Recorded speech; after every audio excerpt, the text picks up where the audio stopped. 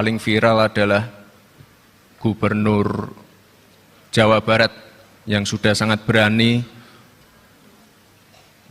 melakukan gebrakan untuk menertibkan beberapa bangunan-bangunan yang tidak sesuai regulasi. Seluruh tim bekerja dan jumlah alat beratnya bertambah relatif banyak hari ini.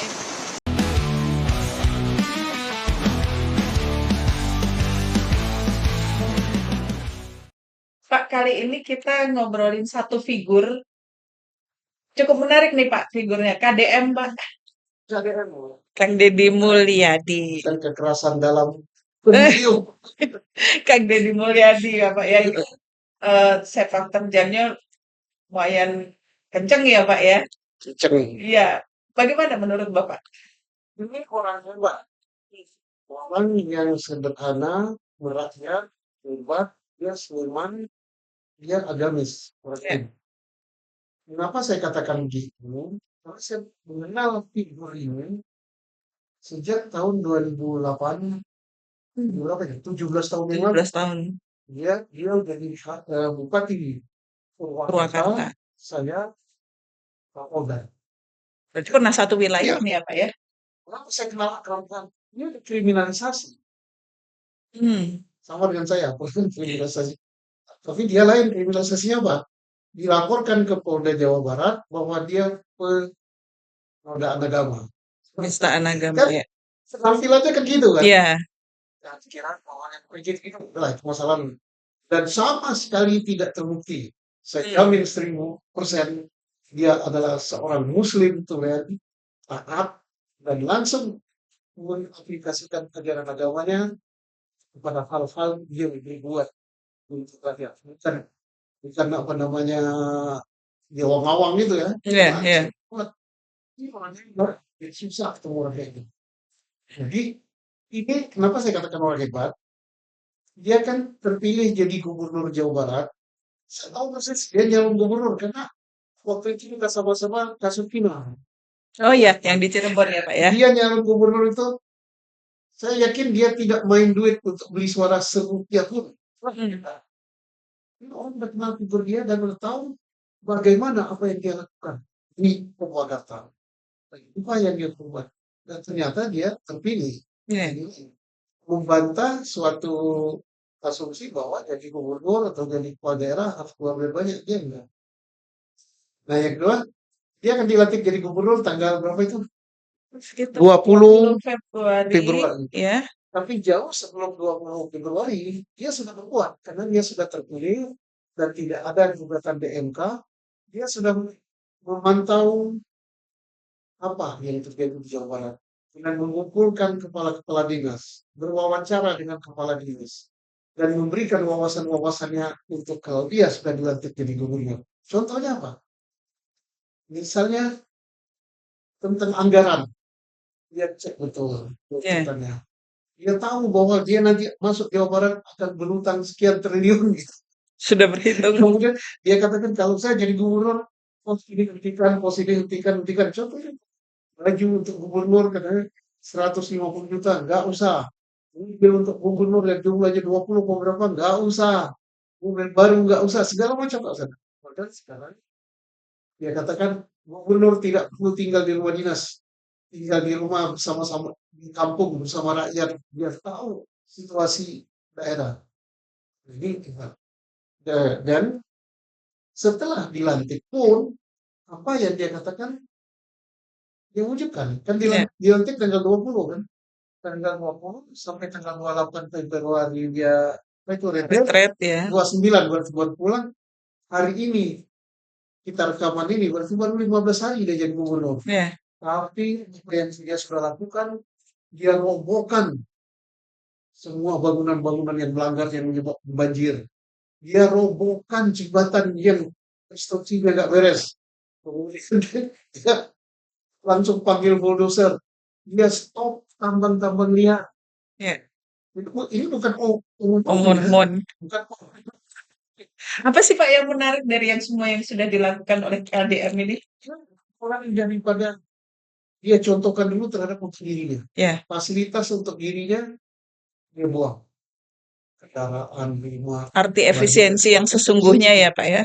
Nah, jadi dia sebelum memotong ini untuk orang lain, dia lakukan untuk dirinya juga. Jadi pemimpin itu berada pada paling depan dan memberi contoh. Ya, Dan dia lakukan. setuju. Dan publik bisa kontrol. Gitu kan.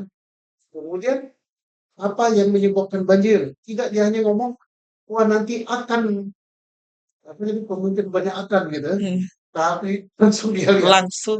Datang, wah ini tidak ada izinnya, wah ini, ganggu ini, robohkan.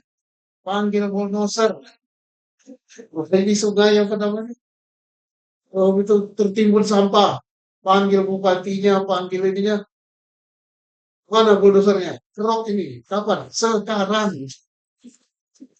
Ini kalau pemimpin kayak gini, kan dia katakan, saya lebih banyak di lapangan daripada di kantor. Kan di Ya, kantor ada wagub kan. ya, ya, betul. Tapi ada yang bilang ini cuma pencitraan, tuh, Pak. Kalau untuk Pak KDM, saya yakin sekali ini bukan. Hmm. Karena dia sejak jadi Bupati Purwakarta, saya udah tahu dia seperti itu. Dan sekarang pencitraan untuk apa? Dia mau pilgub, oh tidak, dia sudah jadi gubernur kok. Masa depan, Pak. Masa depan masih lama, 5 tahun lagi pemilihan gubernur. Ya kalau lain ya praduga orang lain ya sekarang kesempatan dia cari modal untuk nyalon lagi.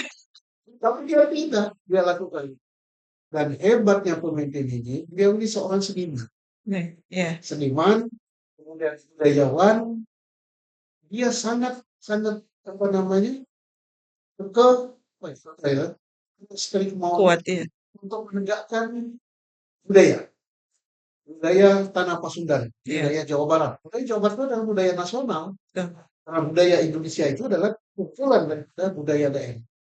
Dan beliau adalah seorang seniman yang hebat. Ada lagu ciptaannya yang terakhir apa itu? Saya sering sekali dengar lainnya. Tersesat, ya. Belum dengar saya. Nanti cari lagu Cari. Tersesat ciptaan KDM. Oh, iya. Suaranya bagus, aransemennya bagus, benar-benar. Ini kalau punya pemimpin yang seorang seniman ini hebat. dia dan dia punya karakter ya, mulai dari bajunya kemana-mana kan. Sepanjang dia tidak berbaju dinas kan bajunya gitu Iya, aja, sederhana. iya. Dan dia peduli sekali pada penderitaan orang. Betul. Kenapa dia peduli pada penderitaan orang? Karena kalau kita lihat di medsos itu, dia mengatakan dia orang menderita. Sekolah saja dia sambil jualan es. Kalau mau makan es, dia jualan es. Kemudian setelah itu dia jualan itu yang digoreng-goreng itu gorengan Gorengan. untuk menamatkan kuliahnya. Dia juga pernah jadi tukang ojek. Nah, jadi kalau soal menderita dia bukan biasa. Gak heran rasa Nggak heran. empatinya besar ya, Ya, Pak ya. jadi bukan karena saya memuji-muji sahabat saya, ini sahabat saya. Saya malu juga memuji-muji sahabat kalau perbuatannya sama dengan apa yang dikatakan. Ini hebat. Dan karena dia hebat, itu banyak orang yang berpikiran, wah ini dia cari popularitas. Dia sudah populer kok. Di seni dia sudah populer, di pemerintah dia sudah populer. Wah, apakah untuk 5 tahun lagi pilkada? Masih lama. Nah, apakah 5 tahun lagi untuk pilpres? Ya bisa saja kita lihat. Dan memang kalau kita punya pimpinan nasional seperti ini, wah, hebat. Saya setuju gitu. Tapi apakah semua keputusan yang sudah diambil oleh Kang Deddy Mulyadi ini bisa dilaksanakan Pak, di Jawa Barat? Kalau apa yang diputus dan langsung dia laksanakan. Dia laksanakan dan dia awasi. Nah, supaya tidak capek, dia harus mencari pembantu, misalnya pembantunya wagub, Iya, pembantu serikat, pokoknya dia harus betul-betul menjalankan di kantor dan administrasi. iya. Yang kedua, kepala dinas dan dekada yang lain. Ya. OPD ya, itu bahasa pemerintah itu. Terus orang-orang yang jempolan, yang tidak hanya ABS. Tapi apa yang diputuskan beliau langsung kita laksanakan. Dan termasuk dia juga terkait dengan pagar laut Bekasi. Ya, Ya, itu langsung dia perintahkan bongkar. Kan sudah. termasuk kemarin ini ada yang Bantaran sungai, ya. Bongkar. Dia langsung undang apa namanya? BPN. Nah, termasuk dia bilang sama apa namanya? PTB ya. PTB yang tanahnya dimokralkan. Dia katakan PTB itu core bisnisnya bukan nyewain tanah, Ya, tapi berkebun gitu. Nah, ini tinggal yang di belakangnya nih ya Pak ya, Nah, sih atau tidak nih. saya kira mudah-mudahan dia memberikan kesultanan dan dapat dukungan rakyat yang luar biasa dan itu insya Allah pembantu-pembantunya terlibat. Dan satu lagi ada yang menulis bahwa berhala-berhala lah ini kan ini orang yang tidak senang aja. Beliau itu seorang agamis Muslim sejati. Saya pernah bertamu kantor saya waktu jamnya sholat dia sholat. Saya belum mengatakan sholat dia udah minta sholat duluan. Puasa dia puasa, ceramah agama juga pintar ya. Tapi dia seorang yang sangat menjunjung kebudayaan. Orang yang menjunjung kebudayaan, apakah itu orang berhala? Misalkan sedang wayang di Jawa Tengah. Sebagai dia berhala, Kebudayaan nggak? kebudayaan. Kalau boleh kita nilai Pak, apakah tipe pemimpin seperti ini yang memang diinginkan oleh rakyat Indonesia? Kita melihat coba Ya, hampir seluruh rakyat Jawa Barat, ya nggak mungkin lah 100% senang ya. ya, Mayoritas rakyat Jawa Barat senang. Karena Jawa Barat adalah provinsi yang penduduk terbanyak di Indonesia.